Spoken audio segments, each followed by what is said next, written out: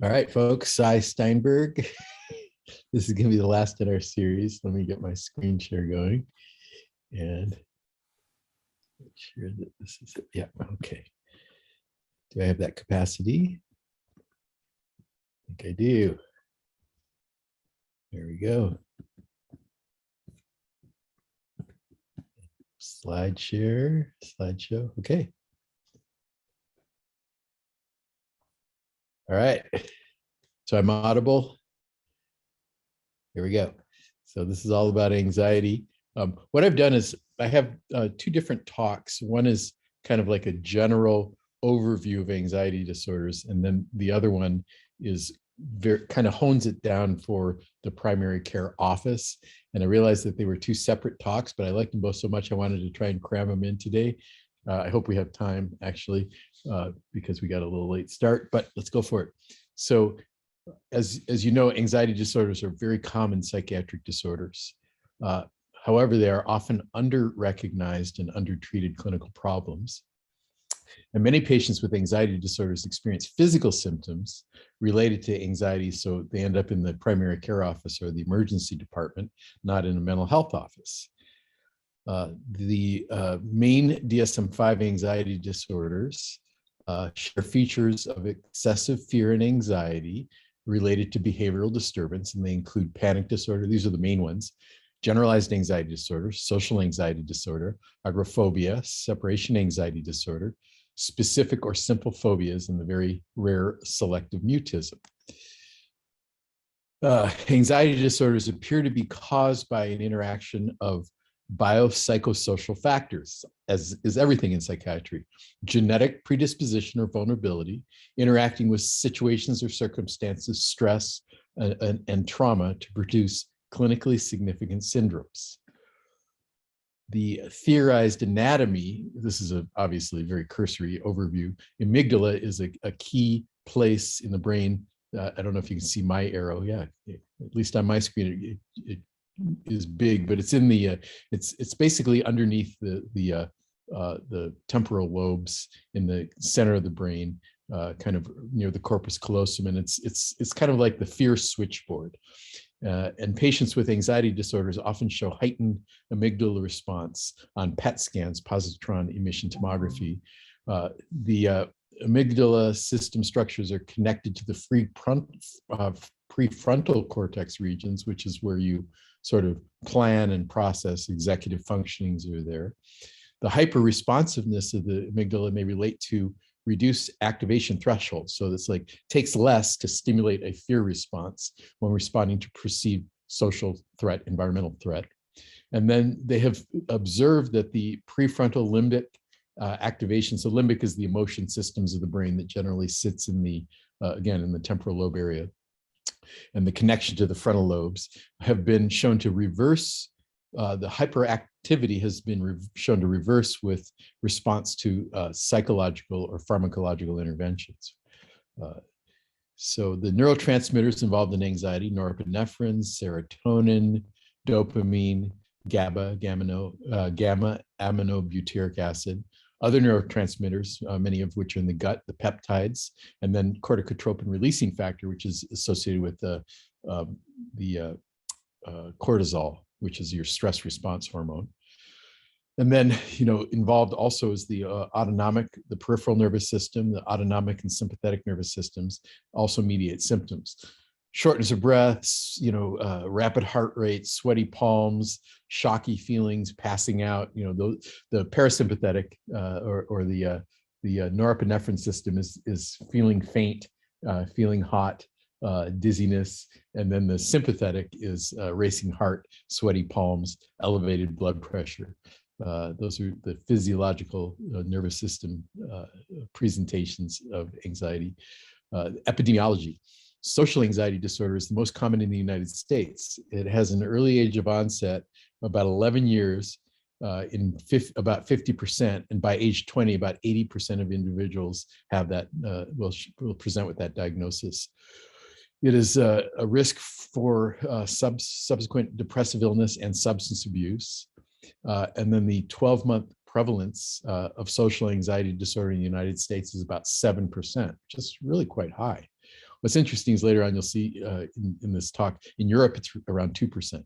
So the lifetime prevalences for different types of anxiety disorders, they're not exactly in descending order, but social phobia is 13.3%, jump down to simple phobia is 11%, and then agoraphobia is 6.7%.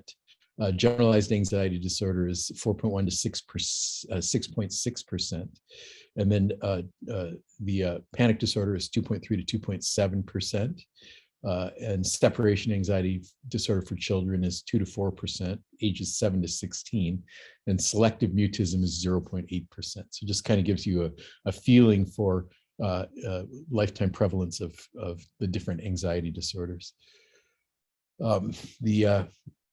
Hold on, I got to move this so I can actually see it. Some international statistics, the prevalence of specific anxiety disorders do vary between countries.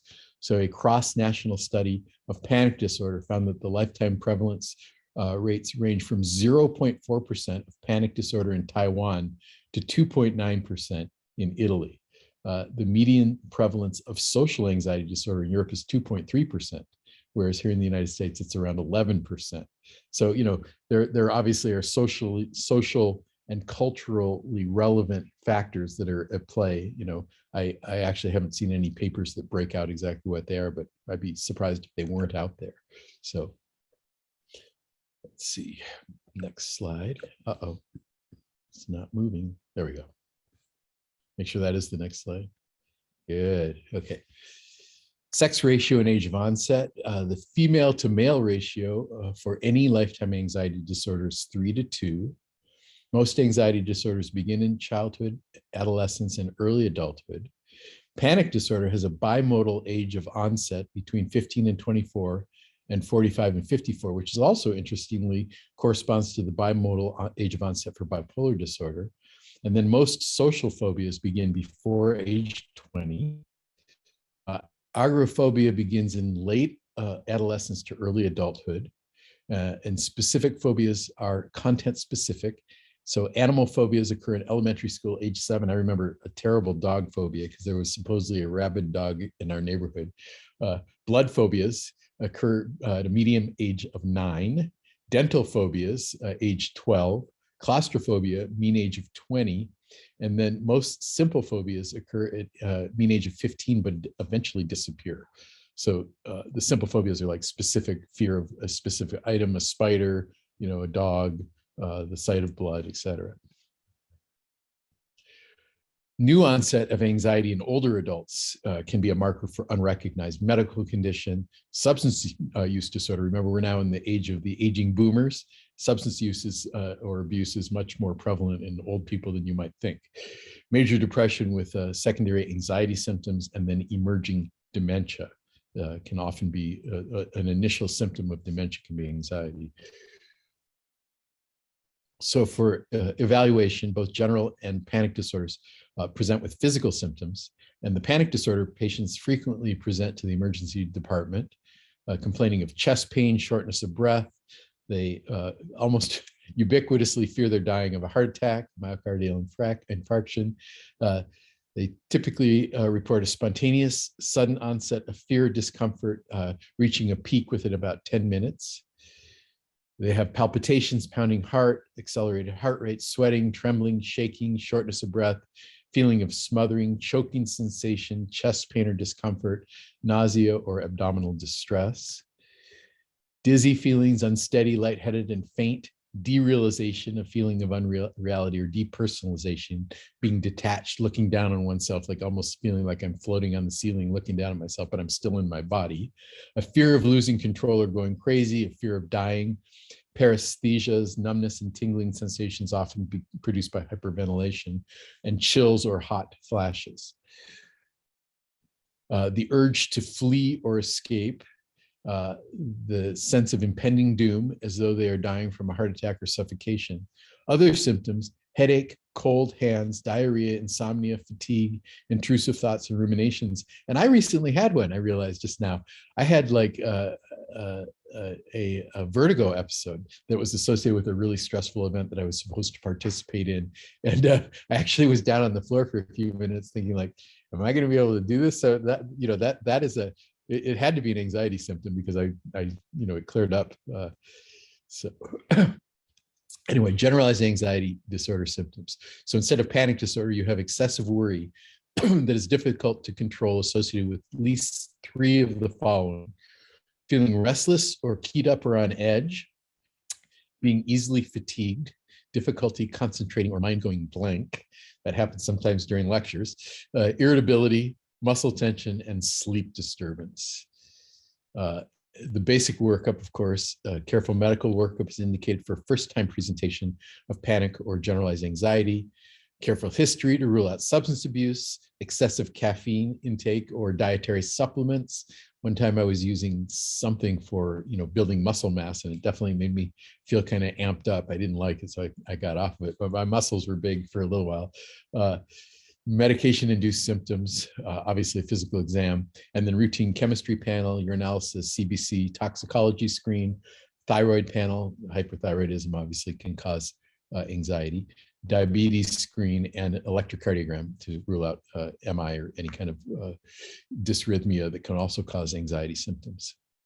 The partial differential diagnosis for the symptoms, the actual medical presentations, can include angina, myocardial infarction, cardiac dysrhythmias, mitral valve prolapse, pulmonary embolus, asthma, hyperthyroidism, hypoglycemia, pheochromocytoma, that's a tumor kind of of the adrenal glands on top of the kidneys, hypoparathyroidism, the little calcium secreting glands in your thyroid, TIAs, transient ischemic attacks, sort of pre-stroke in the brain, seizure disorders, drug or substance abuse, delirium, which is altered mental status because of a variety of different reasons, medical reasons. So social anxiety disorder is a person with social phobia will typically report, I'm going to break these out into the different anxiety disorders and some of their unique symptoms. So a person with social phobia will typically report a marked and persistent fear of social or performance situations to the extent that his or her ability to function at work or school is impaired. So that's like the whole DSM world, is that if your functioning isn't impaired, it doesn't really qualify for a diagnosis. Exposure to social or performance situations always produces anxiety. Social or performance situations are avoided or endured with intense anxiety. Avoidance behavior, anticipation, or distress in feared social or performance setting produces significant impairment in functioning. So I was the kid that would pass out at school functions and family photos. There's some family dynamics going on there. And then I was given like a few solos in elementary school, and when I went to sing, my voice just froze. It was awful. And so, after that, I tried to avoid those things. Eventually, I got into acting in high school, so I was able to overcome it. But I definitely went out of my way to avoid, evocative situations. Agoraphobia is any intense anxiety reaction that occur when the patient is exposed to specific situations. Public transportation, open spaces, enclosed places, standing in line or being in a crowd, being outside the home. So I thought that was interesting that enclosed spaces, which is also claustrophobia, is listed under agoraphobia symptoms. Specific phobia is a marked fear about a specific object or situation. Flying, heights, animals, receiving an injection, seeing blood. Anybody who works with kids, the needle phobias are just awful, really, really challenging to deal with. Separation anxiety, a developmentally inappropriate and excessive fear or anxiety concerning separation from those to whom the individual is attached. So again, I was one of these separation anxiety kids. They would drop me off in first grade. My teacher was terrifying though, by the way. They would drop me off in first grade, and first I'd be clinging to my mom's leg as she's like walking across the room. She'd leave me, but then I would not stop crying. I was so disruptive. They had to bring her back to the classroom, and I would, like, before I left the house, I would throw up in the morning. But in my defense, the teacher was the kind of teacher where I had hiccups, and she's like, "Get up here to the front of the room." It scared the hiccups out of me. So the hiccups went away. But, that was a very, very traumatic first grade. But, after I had a more nurturing teacher in second grade, these separation anxiety symptoms went away. But you can also have separation anxiety symptoms that's acontextual. In other words, it's just the genetic condition that the kid has. You don't have to have a mean teacher. You could have a very kind, sweet, first grade nursery school teacher, et cetera. And if the child is, not able to be consoled after the parent leaves, and the parent ends up coming back. That's usually my criteria. It's like if they can't calm your kid down after an hour or two, and you end up having to come back, that's probably separation anxiety disorder. And then selective mutism, a consistent failure to speak in specific social situations in which there is an expectation for speaking, for example, at school, despite being able to speak in other situations like at home with your family. So we know that they have a voice and they can talk, they just don't or are not able to in specific situations like school. So in general, for all of the anxiety disorders, in general, treatment is pharmaco and or psychotherapy. The research shows they're equally effective according to the research, but I'm unaware of the long-term studies. For example, if you only medicate and you don't provide coping strategies through therapy, and then you take away the medication after 2 years, have the anxiety symptoms, have you grown out of them or not? I don't know. I would suspect not, which is why I always emphasize, making sure to use medication and psychotherapy in order to provide, coping skills, which we'll go into a little bit in a moment. So the treatment psychotherapy includes behavioral therapy and cognitive behavioral therapy, demonstrated efficacy through controlled studies. There's the computerized cognitive behavioral therapy, Fear Fighter. I actually just kind of looked at it last year, but I didn't end up buying it because you actually have to purchase it. It's recommended for panic phobia by the National Institute of Health and Clinical Excellence Guidelines, and they may have released it. So it'd be worth looking into. You may not have to pay for it at this point. I just didn't double check for this lecture.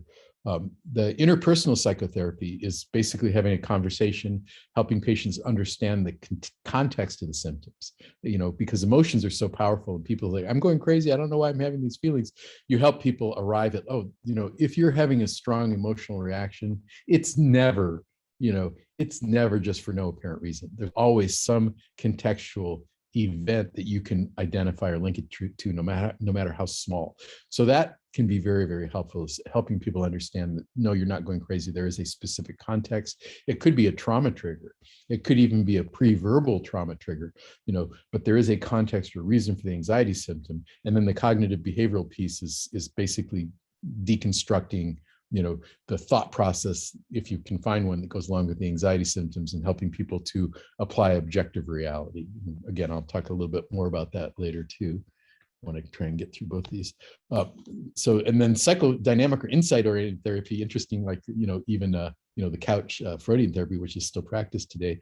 Insight is not that helpful. I mean, there's understanding the context of a symptom as it's happening. But then there's like, you had bad feelings about your mother or whatever. That usually doesn't resolve anxiety symptoms, So insight alone, insight-oriented psychodynamic psychotherapy is not effective for anxiety disorders.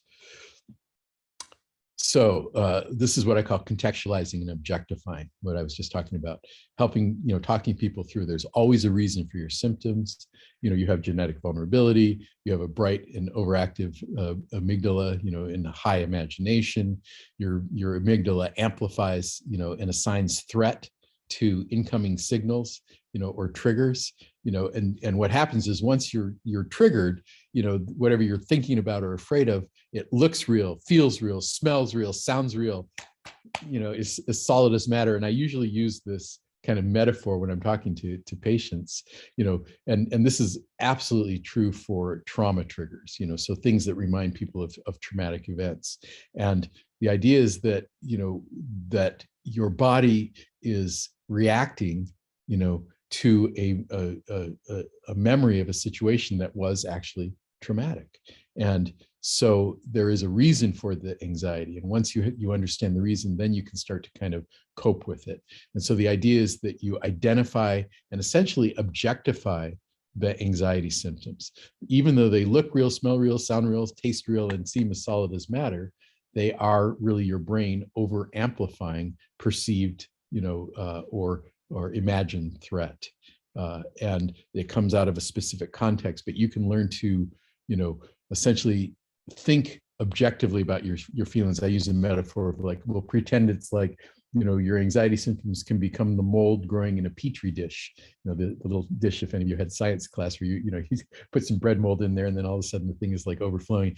So you kind of get objective about thinking about your symptoms and learn how to essentially put them on the shelf. Well, how do you do that? There's a variety of different techniques that we use to symbolically objectify the anxiety symptoms. A quick, easy one that I use with patients for years is I have them draw a line down the middle of a piece of paper. I have them write, my anxiety brain is telling me the following, I'm going to get fired. My boss coughed.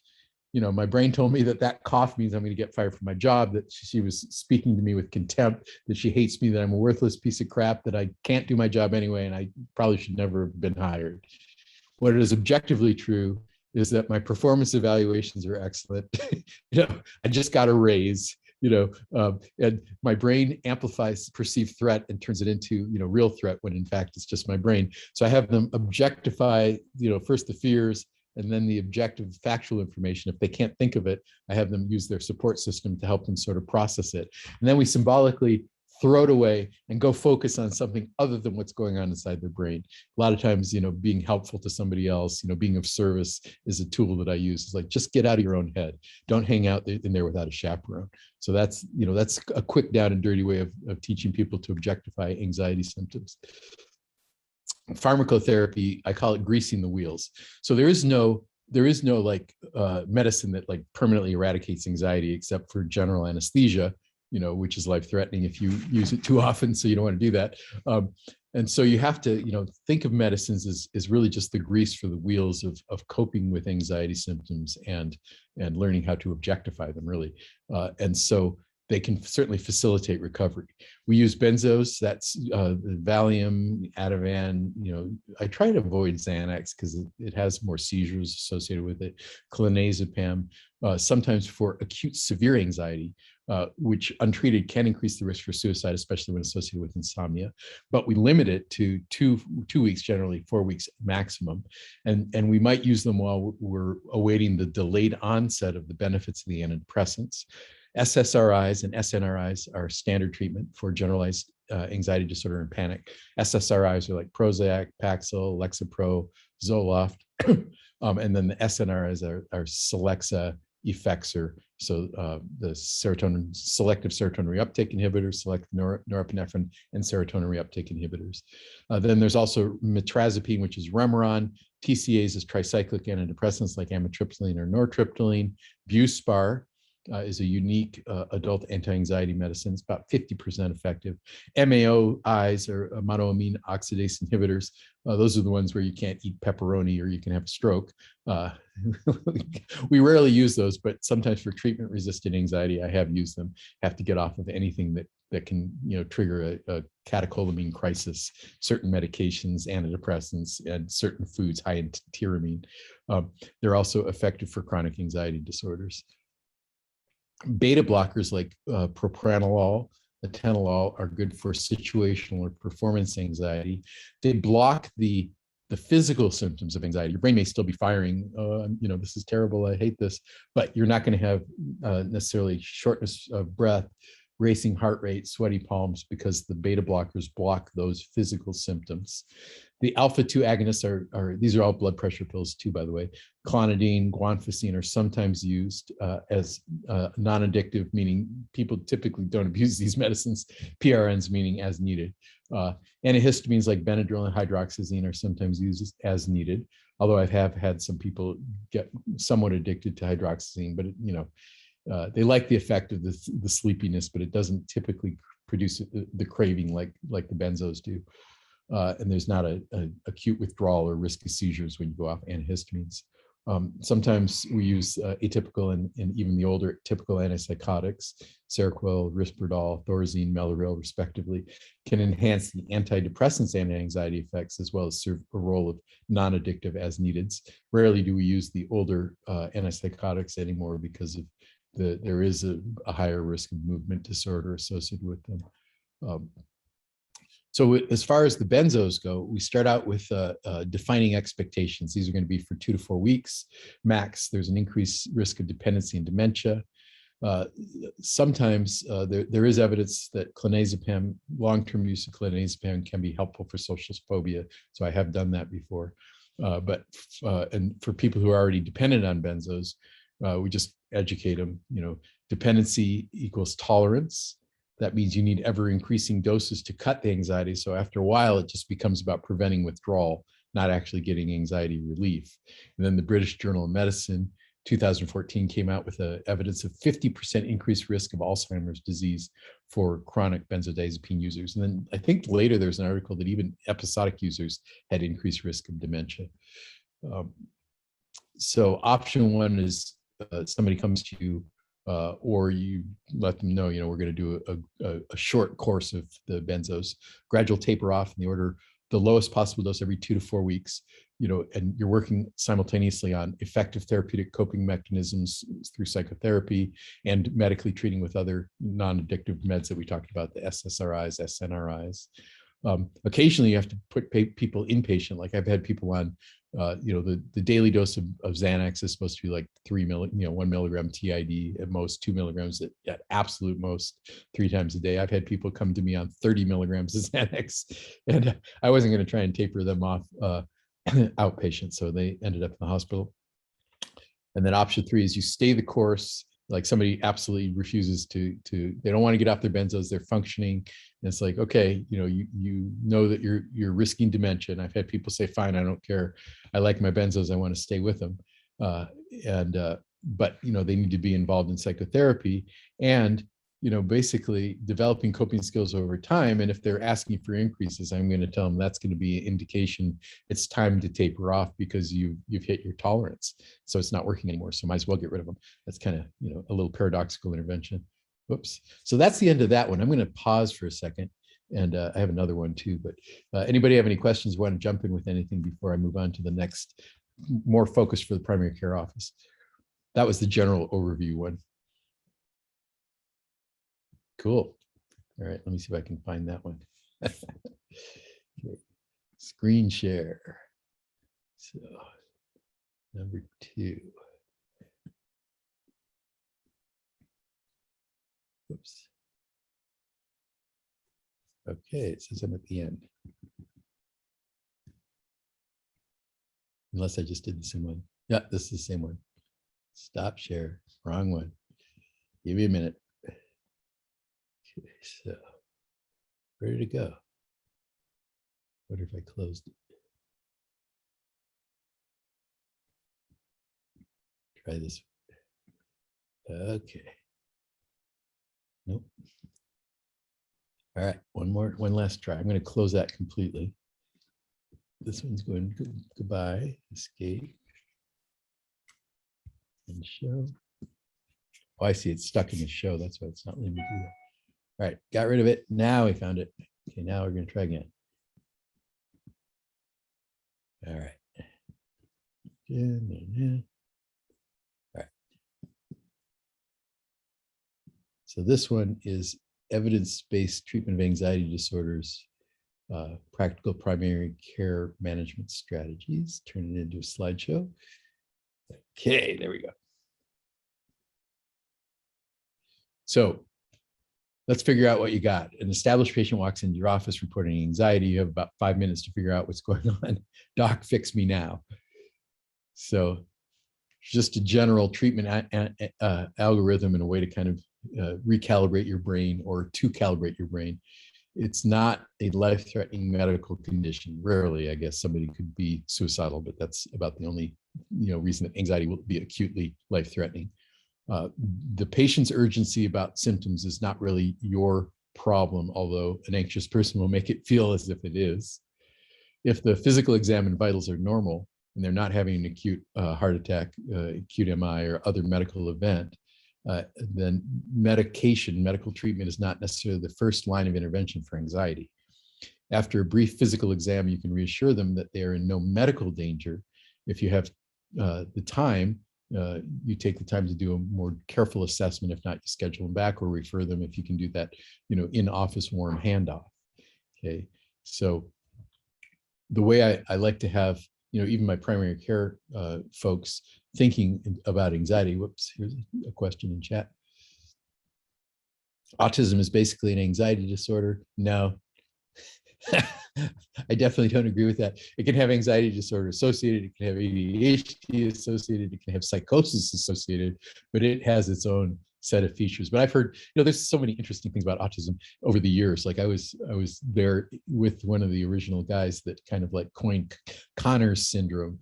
Before they really had identified it as autism. It was a developmental disability. Anyway, there's a lot of stuff out there, but no, definitely more than an anxiety disorder. All right, so same thing that we already talked about in the previous slides, helping patients to identify what is the context. Is there an acute event or chronic ongoing problem that caused them to come to your office today? If it's acute, what happened immediately preceding the anxiety event or within the past few weeks that could have triggered it? Whenever possible, strive to identify and encourage resolving of the contextual issues that preceded the symptoms. So, I mean, it's common sense, but a lot of people don't think of, oh, anxiety, here's a prescription, here's some Zoloft, So we try to avoid the outcome of the vast percentage of patients who present with psychiatric symptoms, even to psychiatrists, that end up with a diagnosis based off a DSM checklist without first trying to explore and resolve antecedent events. So it's, oh, there's your checklist, there's your med. Okay, we'll see ya. I try to avoid that. We do use benzodiazepines. Whenever possible, try not to, as I already mentioned, in cases of non-substance abusing, severely suffering individuals, short-term use can be indicated, 2 to 4 weeks max. Generalized anxiety, panic, and social phobia, with or without insomnia, are indications for benzos, while awaiting naturally delayed responses of cognitive behavioral therapies, serotonin reuptake inhibitors, or serotonin norepinephrine reuptake inhibitors.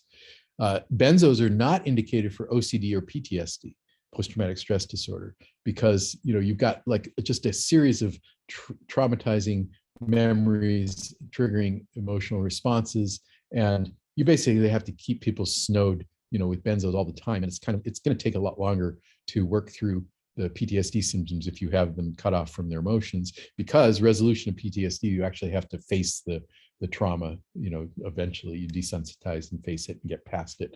So benzos actually interfere with that.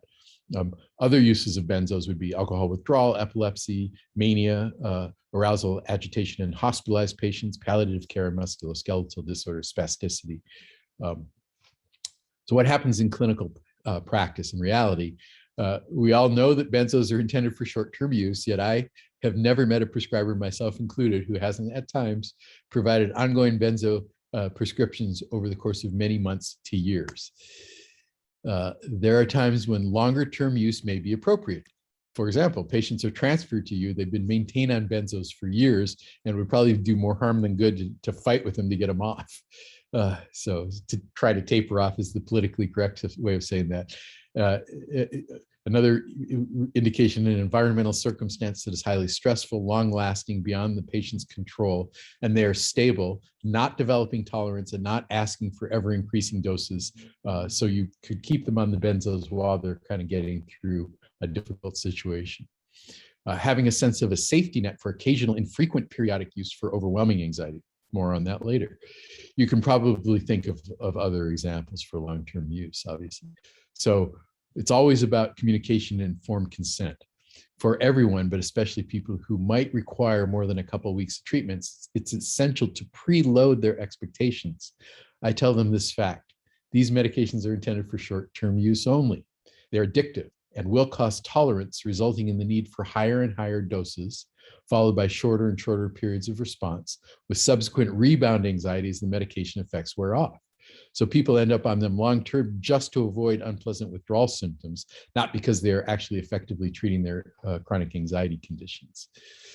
If I prescribe a regular daily dose, it will only be for a couple of weeks until covered that already, until the other regular treatment kicks in. If I prescribe it as needed dose, I want you to try to avoid taking it daily, as this may slow or prevent the development of tolerance and may keep the benzodiazepines working for times of acute or extreme stress. In my experience, the draw and addictive effects of these medications are more powerful than an individual's ability to resist them. This way, you're sort of preloading the attribution blame on the medication, not the person, when they resist coming off. So it's like you're a bad person for not wanting to come off this thing. No, the meds are more powerful than you are. We need to know that going in. Hence, we will only offer a limited amount during a restricted time frame of 2 to 4 weeks. So informed consent for long-term use. If they're stable, I educate them about the literature on dramatically increased risk of Alzheimer's dementia, the British Journal of Medicine, the 50% increased risk.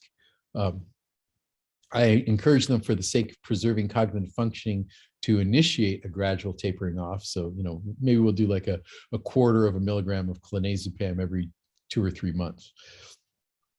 For those who choose to risk dementia, I preload their expectations with the data that, because the meds are really intended for short-term use, yet seem to be working well in their case, we will continue as is. But if they come to me in the future asking for increasing doses, this means tolerance has set in, and that is exactly the time to reduce or eliminate the benzos, not increase them. So again, I'm kind of spitting in their soup. It's called the paradoxical intervention. If you come to me for an increase, it means they're no longer working. You're tolerant. It's going to get worse. So now we have to go off of them. So we're going to leave you stable. You're not going to ask for more. Simply inform them that it's time, when a patient is not an addict, but excessive use is becoming an issue, simply inform them it is time to taper off the benzos as they're developing tolerance. This means that medications are losing their effectiveness and will be at a point where they've reached a maximum dose beyond which we are not allowed to prescribe. At the maximum dose, the medicines will no longer have any sustained effects other than possible brief, less than an hour anxiety reduction, probably from partial withdrawal suppression. This will be followed by rebound anxiety and worsening withdrawal symptoms. And that is definitely what I've experienced with people too. I'm not just saying, I'm not lying to them. This is really what happens. So how to taper from long-term use. I will often switch people to clonazepam, which is a longer acting benzo, and then do 0.5 to 0.25 milligrams a month, or even longer, every couple months, incremental reductions. If they don't want to switch, then I will taper in the smallest increments possible on about a monthly to bi-monthly basis. Here are some markers for suspicion of abuse. I lost my script. Pharmacies calling for early refills. I accidentally poured it down the sink. My neighbor took it, etc. Depending on circumstances in the individual, I might err on the side of a one-time benefit of the doubt refill and chalk it off to rapport building. However, if it becomes a pattern, more than one episode, I immediately go into taper mode. I use the medication being too powerful to resist attribution language so as not to disparage or blame the patient.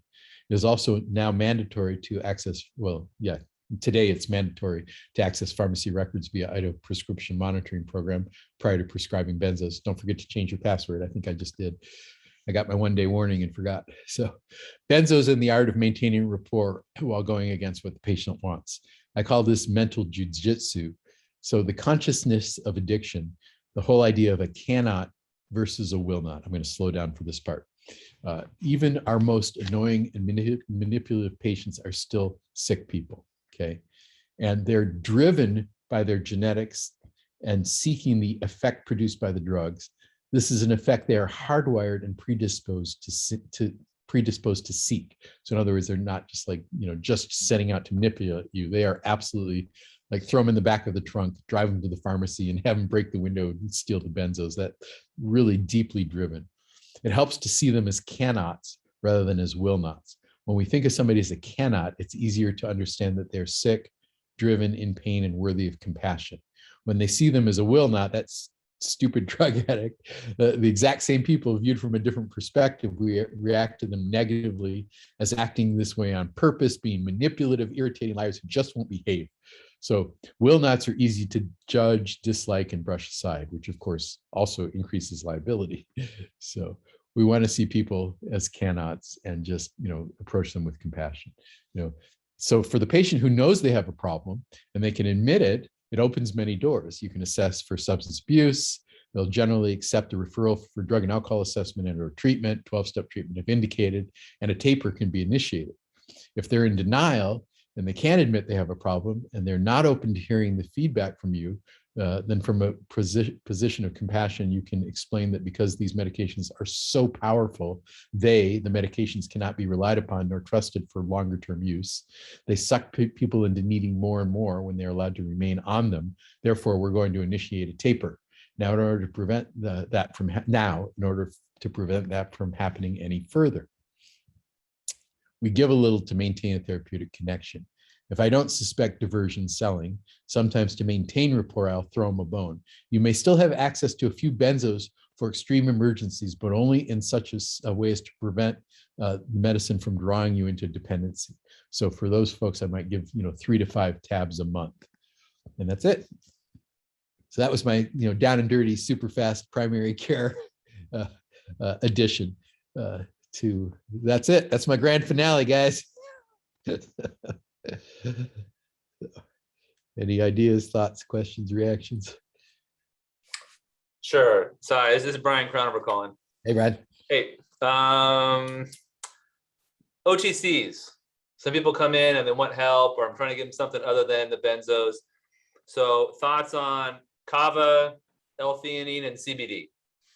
Yeah. So, I mean, if they're helpful, and you're familiar with the drug interaction risk, I have no problem with that. There's also one that somebody recently came to Cherry Gulch on is it's a sleep calms forte or something. It's just like magnesium and some other supplements in a vitamin capsule. So the supplements, even if it's only placebo, it's like absolutely, why not? Okay. And then what's your favorite quick hit on handling the high anxiety / somatoform disorder people? Yeah, man, because so basically that's your hypochondriac type people. There's something wrong with my body, and so again, I use pretty much the same approach. I'm going to use SSRIs. Even sometimes I'll use a little boost of an atypical antipsychotic. Has been helpful to kind of boost the effectiveness of the SSRI if I can get away with it. And then the benzo use, again, if it's something that we're waiting for the SNRI to kick in, then 2 to 4 weeks. If it's somebody who comes to you, they've been on chronic benzos and they're used to it, and they understand, you've sort of done that whole front loading piece, then, yeah, we can continue on this, but we're not going to be increasing it, and then teaching them coping strategies. So I had one patient, it was more of a psychotic delusional disorder where she believed that she was infested with insects. And yeah, and what we got. Yeah. And what we ended up doing was, there are insects here in Idaho, for example, and basically, you're not allergic to bees and you're not getting stung. You just have weird insects on you. And there's nothing really life-threatening about any of these insects. It's just that they're freaking you out. So let's teach you how to cope with the insects. Instead of arguing with her about, it's like, you don't have a somatoform disorder, you don't have, this disorder, you don't have insects. It's like, okay, let's cope with them effectively. So how do we do that? Well, here's some medicines that can help you cope. So we put her on an antipsychotic, and it actually, there were still insects, but she was not reacting to them as strongly. In your case for somatoform disorder, same thing. You're going to use an anti-anxiety antidepressant, and then, you're going to learn how with cognitive behavioral therapy and other anxiety coping techniques to cope with your reaction to your fear about your medical condition. So which atypical do you find you like best for anxiety focus? Not so much depression augmentation, but anxiety. Well, so for, I've had success with Abilify in general, because Seroquel, is more sedating and weight gaining. But, for sort of the PRN, low dose Seroquel can be helpful. Like I'll use 12.5 to 25 milligrams, even 50 milligrams of Seroquel as a PRN anti-panic, anti-anxiety medicine. That's sometimes been helpful. I used to use a lot of Thorazine too. Okay, and a patient taught me about a new spot called Moonlight. Apparently they take Medicaid for inpatient rehab, substance abuse. Wow. And they've got a spot in Nampa, and he told me they're going to open a spot in Cuna, and they have something over in East Idaho. But that was brand new information to me. Nice. I don't know of anybody that readily takes Medicaid for inpatient rehab. Right. Any thoughts on that? Yeah. No, this is the first I heard of it. So yeah, I've been out of that loop for a while. So I haven't been at Lifeways in a couple of years now. All right, because I don't know if you knew of any other that were decent for taking Medicaid patients. Port of Hope used to. I don't know if they still do. For inpatient or intense out? Yeah, for inpatient, used to, as in like 5 years ago. So like I said, I'm out of that loop. Jen may know. Got it. All right. Okay. Thank you. Anybody else? I'll give you one more. I saw a review probably 6 months or a year ago now talking about the highest evidence rated anxiety meds, and they listed Effexor, Cymbalta, amitriptyline, and Lexapro. Yep. Those are all my favorites. Okay. I Those are use my all of favorites them. too, except for the Effexor because of the withdrawal effects. Yep.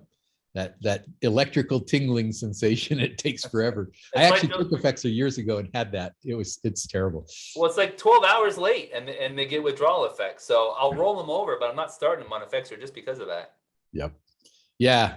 But on the other hand, the SNRIs also, I call them crossover medicines. Those and Wellbutrin can be helpful for focus and concentration in ADHD symptoms. So. Well, the Wellbutrin, sure, but you're using the SNRIs as monotherapy for ADHD? Well, sometimes if as a crossover, I call it crossover, like they have depression and ADHD symptoms, because guess what? Strattera is an SNRI. Atomoxetine. Yeah, just not my favorite ADHD med. Yeah, because it doesn't do anything for hyperactivity. Very little. So. No. What do you think about that new Calypta? The new atypical is supposed to have like no metabolic effects. Oh, I haven't been detailed on it yet, but I'll definitely. Caplita, that one. Excuse me, I misspoke. Yeah. Caplita. Yeah. So I've been doing more telemedicine. I've been hiding out at home, so the drug reps haven't been bothering me. So I haven't done my CMEs yet for 2021. I did 2020. All right. Are there any of the most recent 4 or 5 atypicals that have reached out and grabbed you versus the standbys that have been around for 10 plus years? Well, there was one thing that I read recently that said, believe it or not, Risperdal has the lowest tardive dyskinesia compared to the other ones. So therefore, I recently started a kid on Risperdal, and he started to exhibit tardive dyskinesia. So there you go. Well, I'll probably stick with the paliperidone anyway, just because I can convert over to LAIs if I need to. Yep, that's great. So this was our last series with Dr. Steinberg, and we have really appreciated everyone joining in on this.